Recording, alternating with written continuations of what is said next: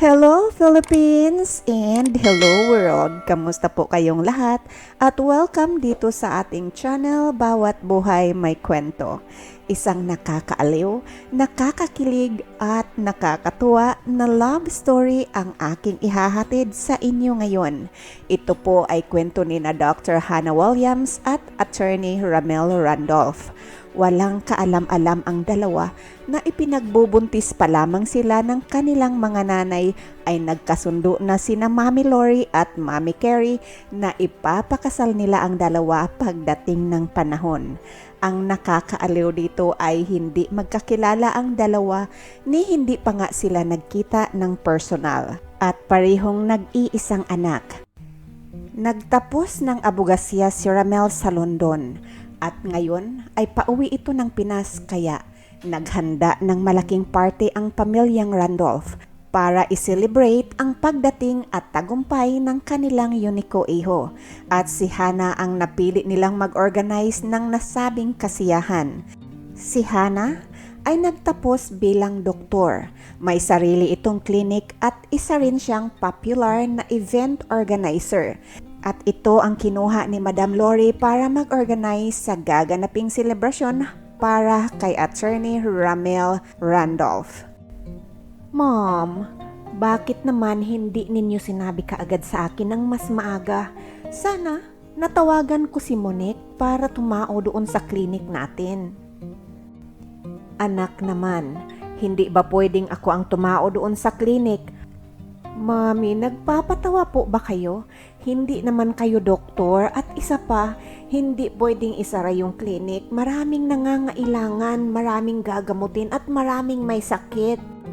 Anak, kailangan ka talaga ng Tita Lori mo tomorrow. Mami, ang mabuti pa, sabihin nyo na lamang po kay Tita Lori na humanap na lamang siya ng ibang organizer. Anak, pagtatalunan pa ba natin ito? Kailan ba humanap ng ibang organizer ang Tita Lori mo? Sige po, tatawagan ko na lamang si Monique. Habang busy ang dalaga sa pag-aasikaso ng parting gaganapin mamaya sa bahay ng mga Randolph, ay biglang naghiyawan ang mga kasambahay. Andyan na!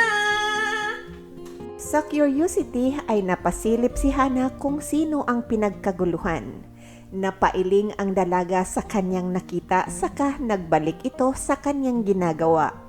4:00 na ng hapon. Nag-ikot-ikot ang dalaga sa buong kabahayan para siguraduhin itong nagawa nga ng maayos ang lahat ng kanyang instruction sa kanyang mga tauhan. Nang bigla silang nagkasalubong ni Ramel. Bagong katulong? Tanong ni Ramel sabay kindat sa dalaga. Napakunot naman ang noo si Hannah ngunit hindi ito sumagot. Day, pakikuha nga yung cellphone ko sa kwarto ko. Utos ni Ramel kay Hannah. Tumango lamang ang dalaga sabay talikod sa binata. Hindi lang bastos? Walang hiya pa? Mukha ba akong katulong? Sayang, may itsura ka sana. Kaso, hindi na natuloy ang pakikipag-usap ng dalaga sa kanyang sarili nang makita niya ang katiwala ng mga Randolph. Nanay, pakikuha nga po ng sipi ni Ramel sa kwarto niya daw. Sabi ng dalaga. O siya iha, ako na ang magdala sa kanya ng kanyang cellphone. Ay, hindi po nay, aantayin po kita dito nang ako na mismo ang mag-aabot ng cellphone sa ating amo. Natatawang wika ng dalaga. Ikaw talagang bata ka. Ano bang amo ang sinasabi mo? Natatawang sanong ni Manang. Nanay, sikreto lamang po natin ito ha. Inutusan po ako ng mukong at tinawag po akong Inday bago daw po akong katulong dito. Malapit si Hannah sa katiwala dahil lagi naman ito sumasama sa mga gatherings ng dalawang pamilya. Sir, ito na po ang inyong cellphone. Nakangiti ang dalaga habang inaabot ang cellphone kay Ramel. Salamat, Day. Ako nga pala si Sir Ramel po. Pagputol ni Hannah sa sasabihin pa ni Ramel. kilala mo pala ako. Siyempre sir, kilala ko po kayo. Di ba po katulong ako dito? Nakikita ko po kasi ang inyong mga pictures habang naglilinis po ako. Maiwan ko na muna kayo sir ha? Nakangiting sabi ng dalaga sabay talikod. Naiwan namang nakanganga si Ramil. Iyon naman ang pagdating ni Manang.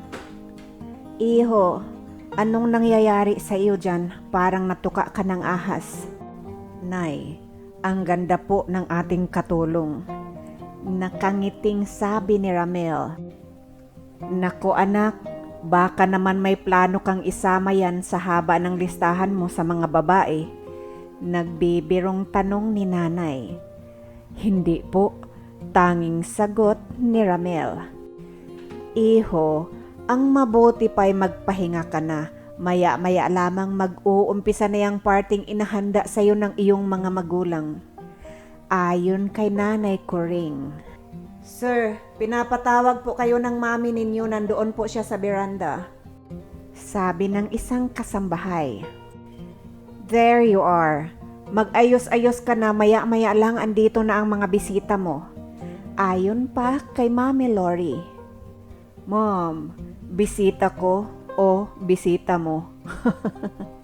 Imbis na sagutin ni Madam Lori ang tinura ng anak ay nagsalita ito ulit na ikinagulat ni Ramil. Maya-maya din ay makikilala mo na ang babaeng iyong mapapangasawa. Napakunot ang mga noo ni Ramil noong marinig ang tinuran ng kanyang ina. Mahal kong ina, bakit hindi ako na-inform na meron na pala akong mapapangasawa? Gulat na tanong ni Ramil. Anak, I'm serious. Mami, ibang dekada na ngayon, hindi na uso ang mga magulang ang pipili ng mapapangasawa ng mga anak nila. Nakangiti ngunit seryoso na tugon ng binata. Ramil? Mom, meron na akong nagustuhan at nararamdaman ko na siya na ang babaeng para sa akin. Sino? Yung bago nating katulong. Wika nito sabay kindat at akbay sa kanyang ina. Ramil? Pangdidilat na sambit ni Mami Lori. Mom, meron na akong nagustuhan at pakiramdam ko ay siya na yung babae para sa akin. Nakangiting lahad ni Ramil. Oh, sino naman yon, Aber? Yung bago nating katulong. Anak naman, wala tayong bagong katulong. Ano ka ba? Napangiti lamang ang binata sabay talikod sa kanyang ina. Pagkatapos talikuran ni Ramil ang kanyang Mami Lori ay nag-ikot-ikot ito sa buong kabahayan nang may napansin ito na lamesa na punong-puno ng mga prutas. Lumapit ang binata upang pumitas ng saging nang biglang may humampas sa kanyang mga kamay. Sir, pasensya na po kayo ha dahil hindi niyo po pwedeng pakialaman ang mga yan. Alam niyo kasi sir, masyadong mitikulosa ang event organizer. Ayaw niyang masira ang kanyang mga gawa hanggat hindi pa nag-uumpisa ang party. At alam niyo bang masama magalit yun? Alam ko na kahit ikaw ay hindi niya sasantuhin. Kahit nagulat si Ramil sa pagkakahampas sa kanya ni Hana, ay nanaig dito ang pagkagiliw sa dalaga. Wow, nakakatakot pala ang taong yun. Alam mo ba kung ano ang kanyang pangalan? At ikaw, hindi ka ba natatakot na masisanti kita dahil sa panghampas mo sa akin? Ang sakit kaya? Tanong na sabi ni Ray. Sir, isa-isahin ko lamang po sagutin ang iyong mga katanungan, ano? Unang-una, oo, talagang nakakatakot ang babaeng yun. Pangalawa, wala siyang pinahihintulutan na kahit na sino ang pwedeng magbigay ng kanyang pangalan. Pangatlo, hindi pa ako natatakot na masitante ninyo dahil ginagawa ko lang naman po ang aking trabaho. Lalong namangha at humanga si Ramil sa kausap. Maya-maya pa ay may naisip itong kapilyuhan. Mabuti andito ka. Halika, puntahan natin ang mami ko. Sasabihin ko sa kanya na ikaw ang gusto kong mapangasawa. Sabay hawak sa kamay ng dalaga. Noong tangkainang humakbang ni Ramel ay napalingon ito sa dalaga kung bakit hindi man lamang ito natilag sa kanyang kinatatayuan. Sandali nga po, sir. Sinabi mo na pakakasalan mo ko? Sa tingin mo kaya papayag ang mami mo na ang pakakasalan mo ay isang katulong? Tanong ni Hana. Wala naman magagawa ang mami ko kung sino ang pakakasalan ko eh. Katawan at buhay ko ito. Ngayon mo lang ako nakita, tapos pakakasalan mo na kaagad? Kilala mo ba talaga ako, sir? Malanding sagot ni Hana. Kaya bumalik si Ramel at idinikit nito ang mukha sa dalaga. At least, ako ang pumili sa'yo. Kaysa namang babaeng ipapakilala sa akin ni mami mamaya, iyon daw ang aking mapapangasawa. Sabi ni Ramel. Oh, so gagamitin mo lamang pala ako, sir, para makatakas doon sa babaeng iniririto sa'yo ng mami mo? Ganun ba? Wag ako, sir, dahil nakakahiya naman sa mami mo at sa magiging mapapangasawa mo. Sige, maiwan na kita, sir, ha? May pupuntahan pa kasi ako.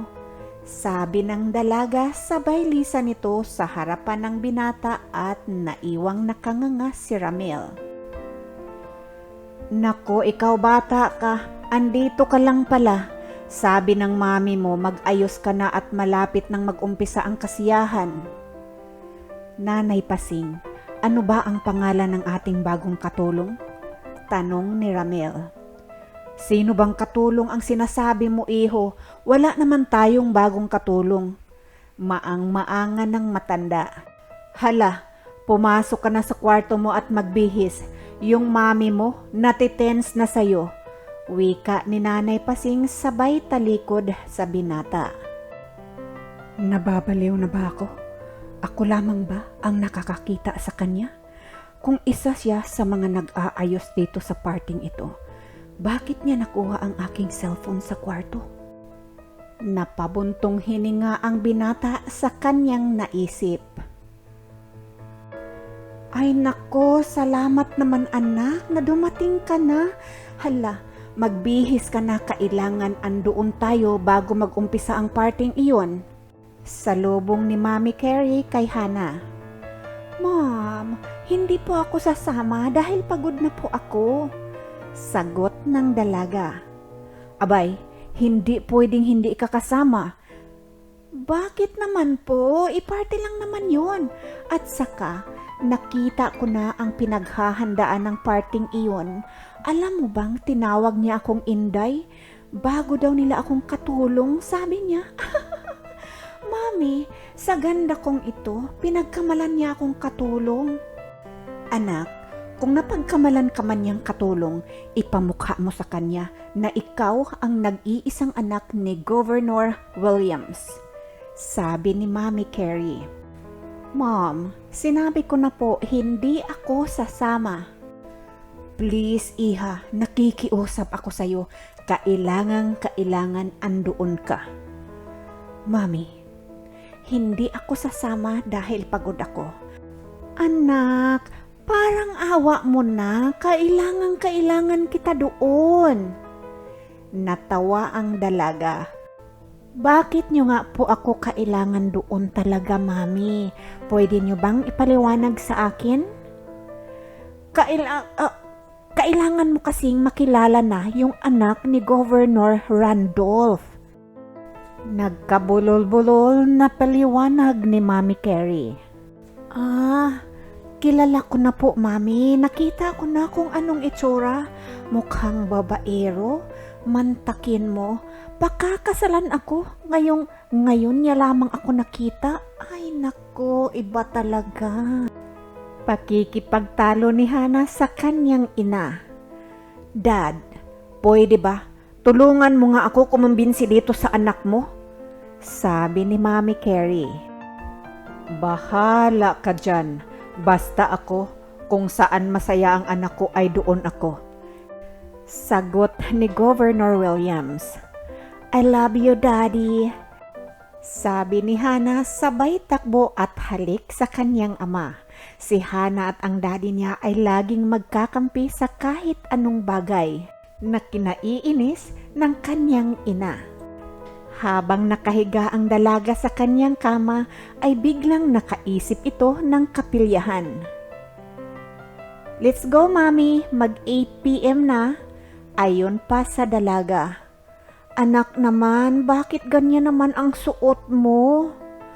Mom, di ba akala niya ay katulong ako kaya magpapanggap akong server doon sa party? Nakangiting sabi ng dalaga. Tumawa na rin si Governor Williams. Ay nako, kayong mag-ama talaga nakakainis na. Walang nagawa ang ina dahil suportado ni Gov ang kanyang napakagandang anak. Noong nasa party na sila ay humiwalay kaagad ang dalaga sa kanyang mga magulang. Nakasalubong niya naman si Ramil. Sandali nga. Sino ka ba talaga? Ang sabi ng mami ko, wala kaming bagong katulong. Ay sir, hindi na po kailangan malaman ninyo kung sino ako. Ngumiti lamang si Hana ng pagkatamis-tamis. Maya-maya pa. Ladies and gentlemen, may I have your attention please? Ayon pa kay Congressman Randolph. Alam nyo naman na ang gabing ito ay gabi ng aming anak na si Ramel. Finally, makakasama na rin namin ang aming nag-iisang Onikoeho. Salamat sa inyong pagkikipag-celebrate sa tagumpay ng aming anak dahil nakapagtapos na ito bilang abogado. Malaking ngisi na pagmamalaki ni Congressman Randolph. Maya-maya pa ay inagaw na ni Madam Lori ang microphone sa asawang congressman. Maraming salamat po sa inyong lahat. Nako, ako'y sobrang masayang ngayong gabi. Dahil sa loob ng 28 years, may i-reveal po ako tungkol sa aking anak na si Ramil. Excited na pahayag ni Madam Lori. Napatigil naman sa paglalakad si Hana noong marinig na may i-reveal ang madam tungkol sa kanyang anak.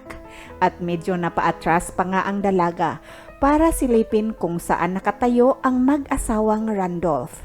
Iho, can you please join us here? Tawag ng madam sa kanyang anak. Nakangiti namang tinungo ni Ramil ang kinaroroonan ng kanyang mga magulang at nagkapalakpakan ang lahat ng naroroon.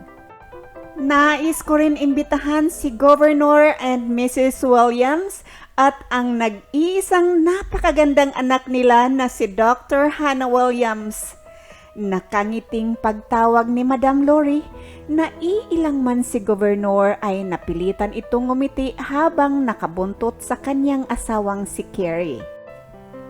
Samantalang si Hana ay napakunot ang kanyang noo sa kanyang kinatatayuan kung bakit naman napasama siya sa tinawag ni Madam Lori. Noong hindi makitang lumapit si Hana sa entablado ay medyo nagkabulungan ang mag-asawang Williams. Kita mo ang batang iyon? Hindi makatakbo dito sa entablado dahil hindi nagbihis ng maayos. Gigil na wika ni Mrs. Williams. Mare, hindi mo ba isinama ang iyong napakagandang anak dito? Bulong na tanong ni Madam Lori kay Madam Carrie.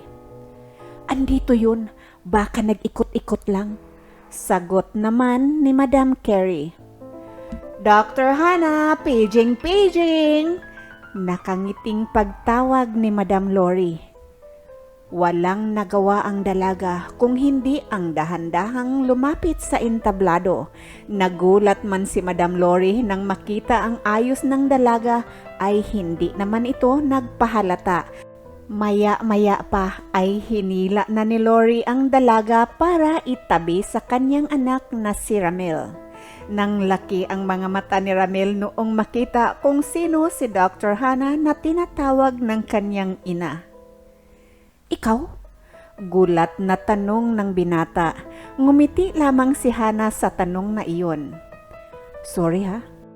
Paghingi ng paumanhin ni Ramil. No worries. Don't worry about it, okay? Sagot ni Hana. Sandali nga lang sa inyong dalawa. Magkakilala ba kayo? Pabulong na tanong ni Lori. Opo, kanina lang. Nakayokong sagot ni Hana. Magpapasalamat ako dito kay Hana dahil sa napakagandang ayos kung saan tayo narito ngayon. Sa hindi pa po nakakakilala kay Hana, siya ay isang napakagaling na doktor at napaka-popular na event organizer. Papuri ni Madam Lori sa dalaga. Medyo nag-init naman ang mga pisngi ni Ramil. Mantakin mo nga naman na pagkamalan niyang katulong ang isang napakagaling na doktor at anak pa pala ng isang gobernador. Napasiplat siya sa dalaga. Nahalata naman ito ni Hana. Okay lang Ramil, huwag ka nang mahiya. Napayoko si Ramil sa tinuran na iyon ng dalaga. Mga kaibigan, lahat ng narito ngayon ay imbitado po kayong lahat sa nalalapit na kasal nitong si Attorney Ramil at Dr. Hana. Parihong nabigla ang dalawa sa winika na iyon ng ina ng binata. Nataranta rin si Madam Carey sa in-announce ni Madam Lori. Lalong nagulat ang dalawa sa napakalakas na palakpakan at hiyawan mula sa mga taong naroon sa parting iyon. Pasensya ka na sa mami ko ha. Pasensya ka na rin sa akin. Naguguluhan lang din talaga ako sa mga pangyayari. Alam mo ba ang tungkol dito? Napatayo ng diretsyo ang dalaga sa tanong na iyon ni Ramil. Manhid ka ba, sir? Bakit? Magugulat ba ako ng ganito kung alam ko? Nang didilat ang mga mata na sagot ni Hana. Parihong hindi na bumalik ang dalawa sa loob ng bulwagan. Ang binata ay dumiretso na sa kanyang kwarto. Si Hana naman ay nagkulong na sa kanilang sasakyan. Ay nako, sana nagdala na lang ako ng sarili kong sasakyan. Nakauwi na sana ako ngayon. Pagkatapos ng party ay kinausap ni Ramil ang kanyang mga magulang. Iwan ko ba kasi dyan sa nanay mo? Hindi ko nga din alam na gagawin niya iyon eh. Ayon pa sa congressman. Anak, mag-best friend kasi kami ni Carey at napagkasunduan namin na ipakasal kayo ni Hana pagdating ng panahon. Parang basang sisiw si Lori na nagpaliwanag sa kanyang anak. Mom, na-offend si Hana eh. Sana man lang, kinausap mo muna kami. Hindi yung parang ganitong bulkan na sumabog bigla sa mukha namin. Galit na sabi ni Ramil. Ganoon din ang usapan ng pamilyang Williams habang pauwi sila sa kanilang tahanan. Mami, ito po ba ang dahilan kung bakit gusto mong mag-gown ako?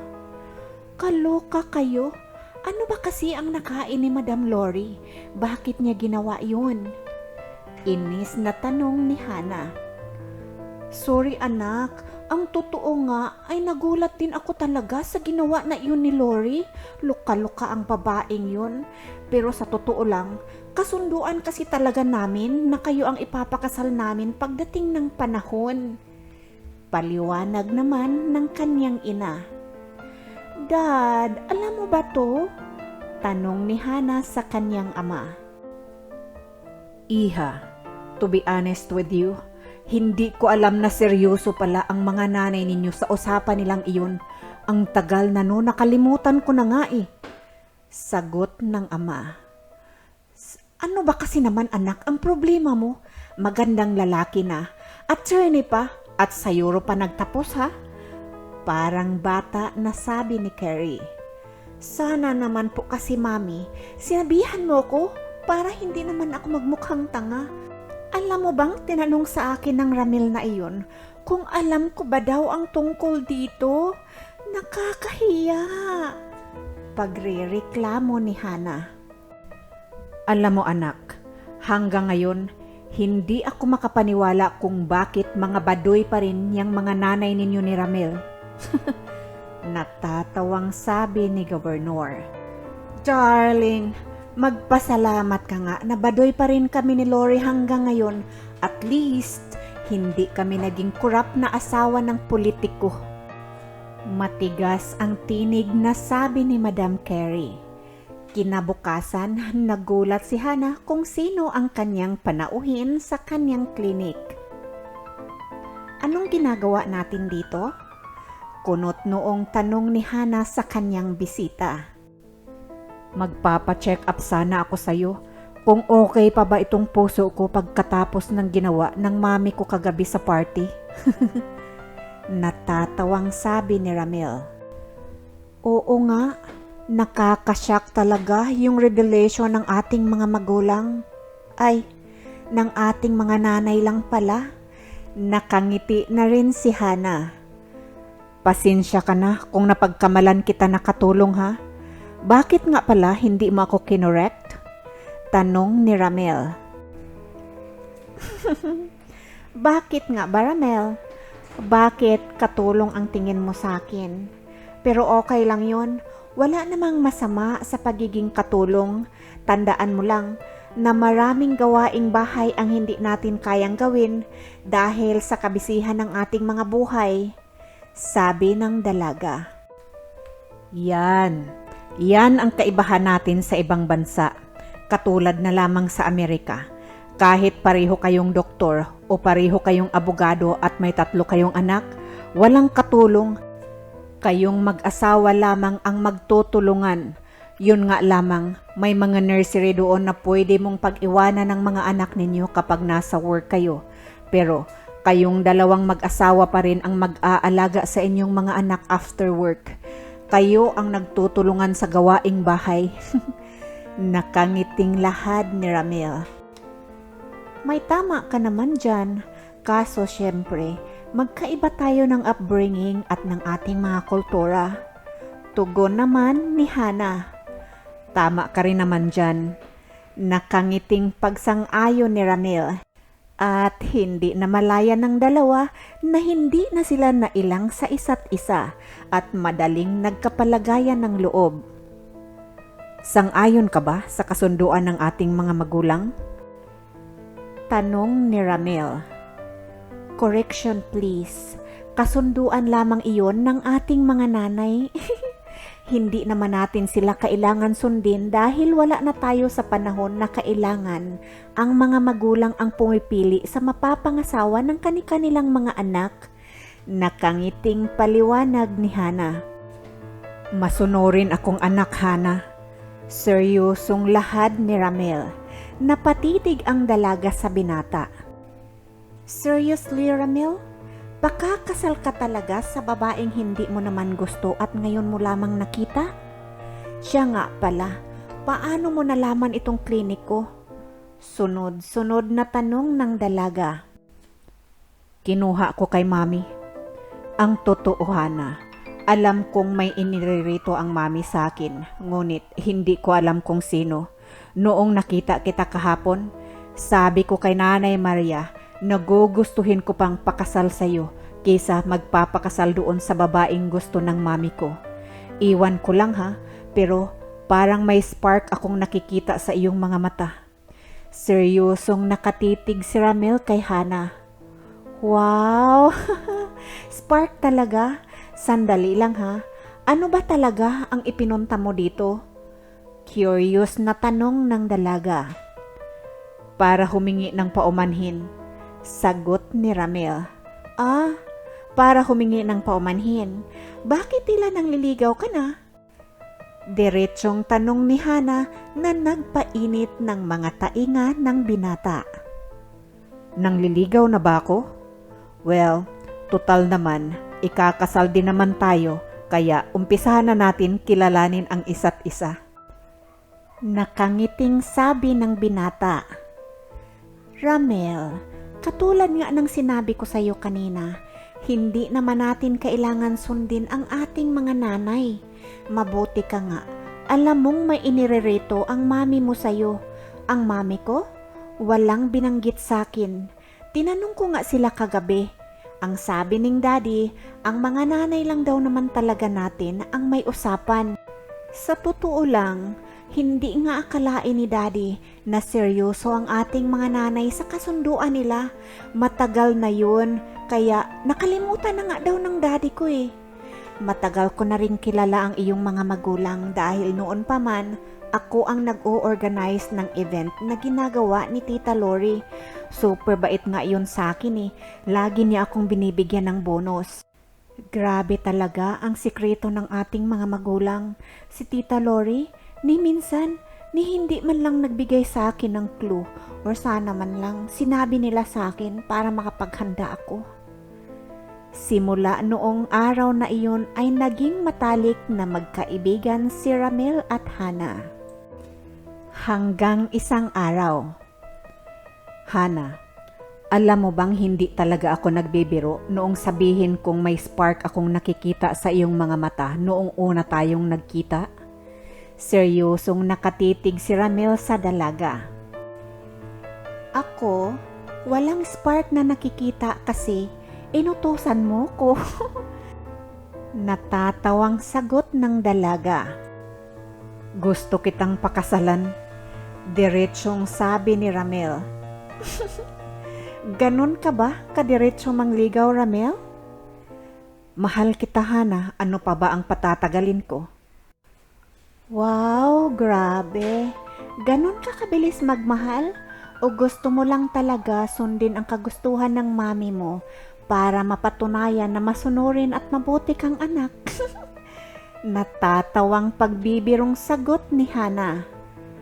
Kasama na lahat yon. Nagpasalamat nga ako na ikaw ang pinili ng mami ko dahil ikaw rin naman talaga ang gusto ng puso ko. Seryosong nakatitig ang binata sa dalaga. I'm sorry, Ramel. Ayokong magpakasal kahit na kanino dahil lamang sa utos ng aking mga magulang. Ang totoo, pakikipagkaibigan lang talaga ang kaya kong ibigay sa'yo. Bakit, Hana? May nagmamay-ari na ba ng puso mo? Tanong ni Ramel. Oo, meron na. Napakunot ng noo si Ramel dahil sa sagot na iyon ni Hana. Meron talagang nagmamay-ari dito sa puso ko at ako yun. Hindi ko hahayaan ang ibang tao na magdidikta dito sa puso ko. Kahit ako ay hindi ko ito didiktahan. Sabay turo ni Hana sa kanyang dibdib. Hahayaan ko ang puso ko kung sino ang gugustuhin niya. Isa pa, bata pa naman ako kaya hindi pa ako nagmamadali. Kahit medyo nasaktan si Ramel sa pag-reject sa kanya ni Hana, hindi ito natinag o na-discourage. Lalong inaraw-araw ng binata ang pagdalaw sa tahanan ng dalaga. Minsan nga pag-uwi ni Hana mula sa klinika ay andoon na ang binata sa kanilang tahanan. Aba, parang bahay mo na itong bahay namin ah. Baka gusto mo na rin dalhin dito ang mga gamit mo. Nakangiting bungad ng dalaga. Ang totoo nga, gustong-gusto ko na talaga dalhin ang mga gamit ko dito. Kaso lang, nakakahiya naman. Mas gusto ko kasi na ang mga gamit mo ang dadalhin ko sa tahanan na pinapagawa ko para sa'yo. Seryosong sabi ni Ramel. Napangiti naman ang mga magulang ng dalaga. Pagkaalis ni Ramel sa tahanan ng mga Williams. Iha, sa palagay ko ay seryoso talaga si Ramel sa'yo. Ayon sa ama ng dalaga. Naku dad, nais lang noon na maging mabuting anak kaya sinusunod niya ang nais ni Tita Lori. Seryosong sagot ni Hana sa kanyang ama. Isang hapon. Jet, anong meron? Bakit ang daming sasakyan? Tanong ni Hana sa kanyang yaya noong salubungin siya nito. Mamamanhikan po yata si attorney sa'yo, doktora. Kinikilig na tugon ni Jet. Pagkapasok ng dalaga sa loob ng kanilang tahanan ay naka-smile ang lahat na nakaharap sa kanya. Ayaw naman maging bastos ng dalaga, kaya masaya itong nakipagbatian sa mga naroon. Masayang lumapit si Ramel sa dalaga. Nakangiti rin naman si Hana, sabay hila kay Ramel papunta sa kanyang music room. Bago nagsalita ang doktora ay bumuntong hininga muna ito ng pagkalalim-lalim. Ramel, paki-explain nga sa akin, ano ang ibig sabihin nitong ginagawa ninyo? Pabulong na sabi ni Hana. Namamanhikan. Seryosong pabulong na sagot ni Ramel. Talaga, Ramel? Namamanhikan kayo? Kanino? Seryosong tanong ng dalaga. Ikaw naman, alangan naman sa mami mo ako namanhikan, edi siyempre sa'yo. Para mapag-usapan na rin natin ang ating kasal, huwag na natin pag-antayin masyado ang ating mga magulang. Nakangiting lahad ni Ramel. Medyo naningkit ang mga mata ng dalaga. Bumuntong hininga ito bago nagsalita ulit. Sayang naman, attorney ka pa naman sana, pero mukhang hindi mo pinag-aaralan irespeto ang damdamin at privacy ng ibang tao. Paano ka naman mamamanhikan sa akin nang hindi ko man lamang nalalaman? Ginagawa mo ba ito para lamang sa ego ng pamilya mo? O para lang sa pagiging makasarili mo? Di ba, sinabi ko sa'yo na hindi ko hahayaan diktahan ni numan itong puso ko? Pwede bang pakitawag ang iyong pamilya at tatawagin ko rin ang aking pamilya? Gusto kong pag-usapan natin ito ng tayo-tayo muna, okay? Naiinis man, ngunit pilit nagpakahinahon si Hana. Noong nasa music room na ang pamilyang Williams at Randolph, bumuntong hininga muli ang doktora.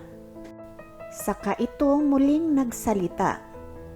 I'm sorry po sa sasabihin ko sa inyo ngayon. Ipinagkasundo nyo kaming ipakasal ni Ramel, ni hindi nga po kami magkakilala. Gusto kong maiyak ngunit gusto ko rin naman matawa. Wala akong kaalam-alam na pinagkasundo ako sa taong hindi ko kilala. Ngayon naman, pinamanhikan ako ng hindi ko rin alam. Williams and Randolph family. Wala na po tayo sa 19th century. Millennial na po ngayon. Ayoko naman pong maging bastos. Lalabas akong nakangiti sa kwartong ito ngunit walang kasalan na magaganap dahil ayokong dinidiktahan ako, higit sa lahat ayoko nang ginugulat ako. Mahinahong pahayag ni Doktora Hana. Walang isa man na nakaimik sa mga sinabing iyon ni Hana. Parang maiyak naman sa hiya si Ramel. Napatunganga ang mga madam na sina Lori at Carrie. Samantalang ang ama ni Hana ay napa-smile ito ng palihim. Sige po, hindi natin kailangan ipahiya ang ating mga sarili sa mga bisita. Kailangan lalabas tayo ng kwartong ito na parang walang nangyari na ganitong usapan. Aarte na lamang tayong lahat ng normal. Masaya at nakangiti. Patawarin niyo po ako sa mga pananalita ko ngayon at huwag kayong humingi sa akin ng patawad dahil pinapatawad ko na kayong lahat. Sabi ni Hana, sabay sulyap kay Ramel. Pagkatapos nilang mag-usap ay pumasok na si Hana sa kanyang kwarto para magpalit ng kasuotan. Simula noong gabing iyon ay hindi na nagpakita si Ramel sa dalaga. Maswerte nga lamang dahil walang nagbago sa closeness ng pamilyang Williams at Randolph. Na ikinatuwa ni Hana dahil parati pa rin naman nakikita niyang magkasama ang kaniyang mga magulang at mga magulang ni Ramel sa mga social event na kaniyang ino-organized. Isang gabi habang naghahapunan ang pamilyang Williams. Mom, parang hindi ko na po nakikita si Ramel? Tanong ni Hana. Ay naku anak, bumalik na sa London at doon na yata maninirahan. Na heartbroken noong tinanggihan mo ang pamamanhikan niya. Nakangiting sagot ni Carrie. Napaisip ang dalaga. Malamang na-miss niya nga si Ramel dahil simula noong hindi niya na napagkikita ang binata ay hindi na ito makapag-concentrate sa kanyang trabaho. Doktora Williams, mabuti na lamang at hindi ka surgeon dahil kung nagkataon, kawawa naman ang inoopera mo dahil wala ka lagi sa iyong sarili. Ano ba kasi ang bumabagabag dyan sa isipan mo? Tanong ng kaibigan. Ewan ko ba? Parang masama ang pakiramdam ko nitong mga nagdaang araw. Sagot ni Hana. Ay, mainam yata mag-asawa ka na nang may mag-alaga na sa'yo. Ay nako, huwag kang magbiro ng ganyan dahil paano ako mag-aasawa kung wala naman akong kasintahan. Ni wala ngang nangliligaw sa akin. Malungkot na tugon ni Hana. Yun nga lang ang masaklap doon, kunuang pagsang-ayon ni Pichi. Joke lang girl, bakit ba kasi ang pihikan mo? Ang dami naman dyan. Yung mga kabatch natin may mga apo na. Ngunit ikaw hanggang ngayon wala pa ring boyfriend. Baka naman kasi pwedeng kami na lamang ang pumili kung sino sa mga mangliligaw mo ang babagay sa'yo. Mabuti na lamang at hindi ka pinipressure ng mga magulang mo Day, mag-29 ka na. Tandaan mo na ang kalendaryo hanggang 30 to 31 lang. Napaisip si Hana sa sinabing iyon ni Pichi, kaya naglakas loob ang dalaga na tawagan si Madam Lori. Mabuti naman at tumawag ka, iha. Nako, sa totoo lang, tatawagan na nga sana kita Meron kasing event ang aming organization next month. Baka naman pwedeng ikaw ulit ang kukunin naming mag-organized? Masayang pasiuna ni Tita Lori sa kabilang linya. Kamusta po si Ramil, tita? Tanong ng dalaga. Dahil naramdaman ni Madam Lori na mukhang na-miss ni Hana ang kanyang anak, kaya nakaisip ito ng kapilyahan na isasagot sa katanungan ni Hana. Ayun, finally, nakamove on na rin ang mokong. May kasintahan na po ba?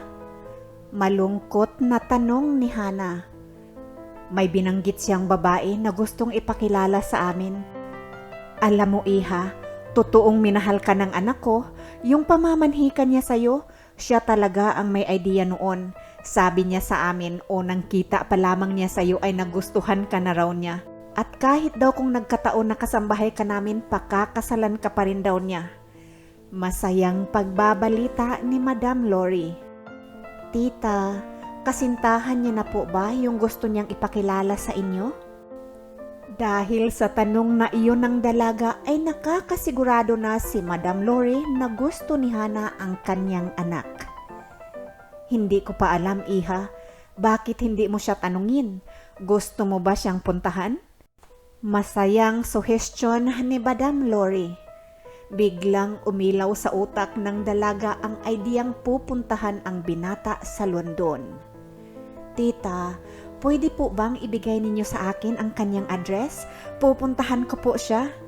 Biglang sumigla ang boses ng dalaga. Anak, paano kung may kasintahan na yung tao? Baka mabigo ka lang. Ayokong masaktan ka. Mahal na mahal kaya kita kahit gusto ko yung si Ramil. Ayoko naman na maghahabol ka sa kanya. Pag-aalala ni Madam Carey. Mami, wag po kayong mag-alala. Susubukan ko lang po. Promise po sa inyo. Ihahanda ko po ang aking sarili. Malay niyo po, hindi pa huli ang lahat, hindi ba? Sisiguraduhin ko naman po na hindi ako masasaktan kung sakaling nakamove on na siya at wala na siyang pagtingin sa akin. Tugon ni Hana sa pag-aalala ng kanyang ina. Okay, ikaw ang bahala. Kailan ang balak mong magpunta doon? Tanong ni Madam Carey. Secret! Nakangiting sagot ng dalaga. Okay anak, hindi kita pipigilan at hindi kita pakikialaman kung ano ang nais mong gawin. Sana lang talaga ay magtagumpay ka. Habilin ng ina. Sadyang plano ni Hana na walang pagsabihan kung kailan siya lilipad dahil gusto niyang surprisahin si Attorney Randolph. Nang laki ang mga mata ni Ramil noong makitang nakaupo si Hana sa pintuan ng kanyang tinitirhan. Hana? Anong ginagawa mo dito at sinong kasama mo? Gulat ngunit mayroong kahalong excitement ang tanong ni Ramel sa dalaga. Hindi mo ba muna ako papapasukin bago mo ako tanungin?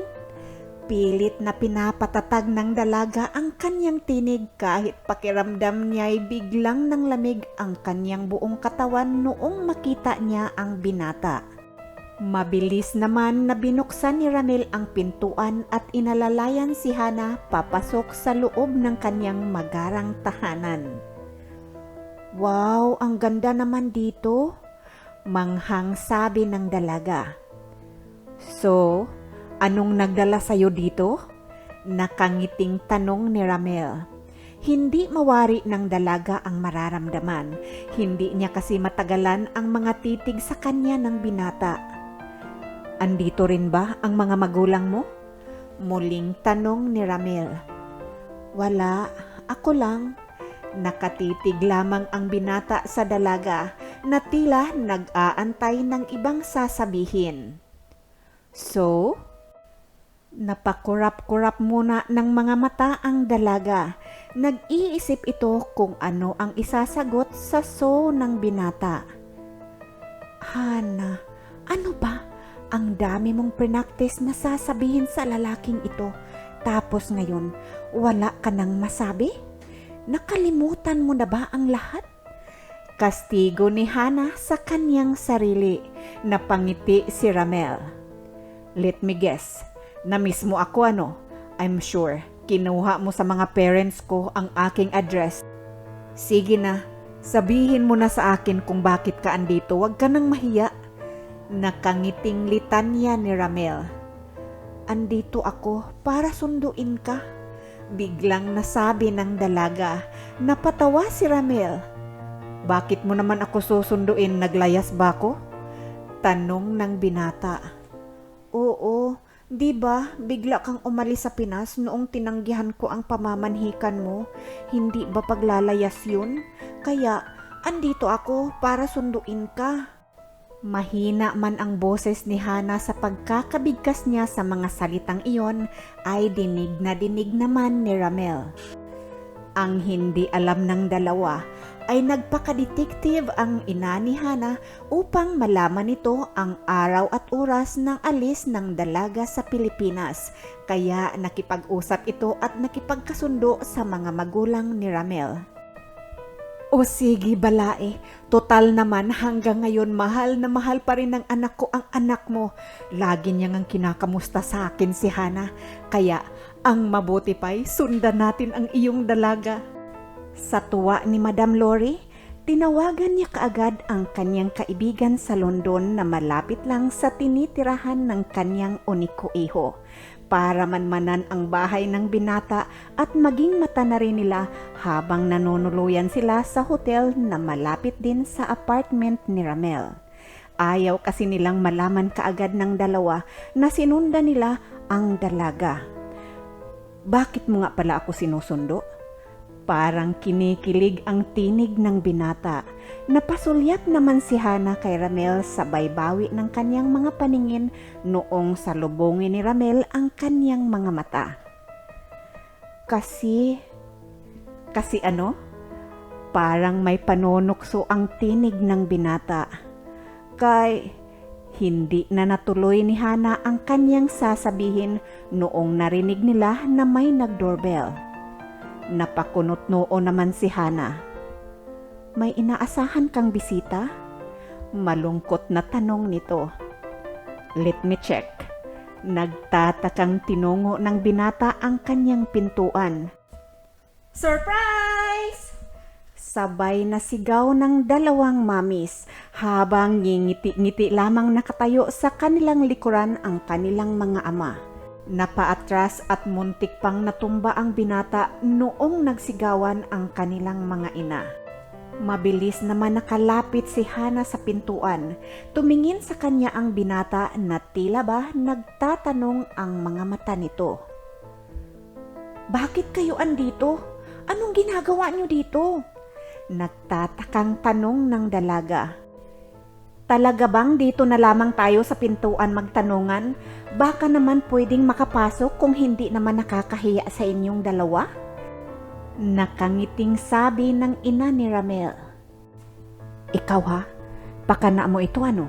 Siguro kaya andito ka dahil mahal na mahal mo talaga ako at nagpatulong ka pa talaga sa mga magulang natin. Bulong ni Ramel kay Hana na bigla naman ang pag-init ng mukha nito at kitang-kita ng kanilang mga magulang ang pamumula ng makikinis na mga pisngi ng dalaga. Wala akong alam kung bakit andito rin sila. Hindi ko nga pinaalam kay mami ang pag-alis ko eh. Ang alam lang nila na may plano akong sundan ka dito. Parang bata na pagmamaktol ni Hana. Ano nga ang kailangan mo? Bakit mo ako sinundan at sabi mo sinusundo mo ako? Nakangiting may kasamang panunukso na tanong ng binata. Lahat ng mata ay nakatingin sa dalaga. Nag-aantay ng kanyang sagot nang biglang may nag-doorbell na naman. Ako na, nakangiting sabi ni Lori. Pasok kayo. Dumiretso na lamang kayo doon sa kusina. Hala, dumiretso na kayong lahat. Maraming salamat mga kaibigan. Masayang paanyaya ni Madam Lori sa mga nag-doorbell. Naamoy kaagad nila ang sarap ng mga dalang pagkain ng mga kaibigan ni Mrs. Randolph. Anak, nagpaluto na lamang ako sa aking mga amiga para Pinoy food din ang ating pagkain. Nakangangang nagkatinginan si Ramel at Hana at parihong nagtataka kung bakit may mga bisita at mga pagkain. O ano na iha, sagutin mo na ang katanungan ng napakagwapo kong anak. Balik ni Lori sa katanungan ni Ramel kay Hana kanina lamang. Ngunit tuluyan na yatang umurong ang dila ng dalaga dahil sa pagkabigla nito kung bakit biglang dumami ang mga taong naroon. Ay nako, ako na lamang ang sasagot in behalf of my daughter, Dr. Hannah Williams. Andito siya para ipaalam sa iyo, Attorney Ramel Randolph, kung gaano kanya kamahal. Hindi ba anak? Excited na wika ni Mrs. William. Tumango lamang si Hana bilang kasagutan sa winika ng kanyang ina. Napatalo naman itong si Ramel sabay takbo at buhat sa dalaga. Thank you, sweetheart. I love you so much. Sabi naman ni Attorney Randolph sabay angkin ng malalambot na labi ng dalaga. Alam ninyong dalawa, kaming mga mami ninyo, matagal na naming pinagdarasal at pinangarap na magkatuluyan talaga kayong dalawa. Noong hiningi ni Hana ang iyong address anak, pinamanmanan ko kaagad siya sa nanay niya para malaman namin kung anong oras, kung anong petsa at kung anong araw siya pupunta dito. Siyempre, pahuhuli ba naman kaming mga magulang? Kaya andito kami anak para mamanhikan sa iyo si Hana. Masayang sambit ni Madam Lori. Napailing na lamang si Gov. Williams at Congressman Randolph sa kalukuhan ng kanilang mga asawa.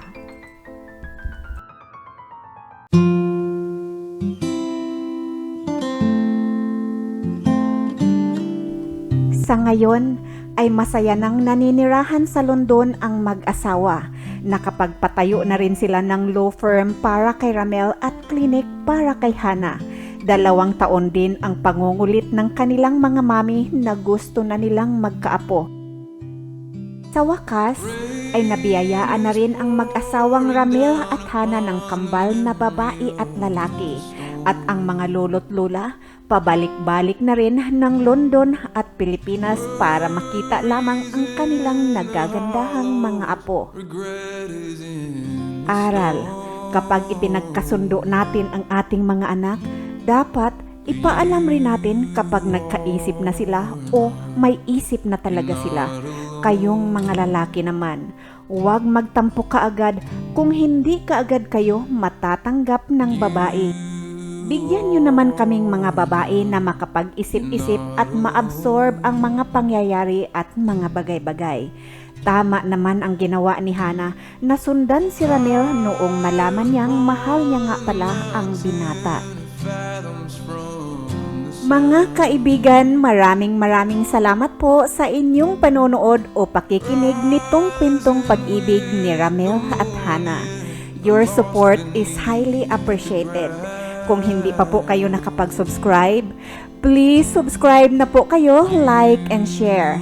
Pakihit na rin po ng notification bell para maging updated po kayo sa ating mga new uploads. Tandaan po natin, magkaiba man ang mga nangyayari sa bawat buhay natin, lahat yan ay may kwento.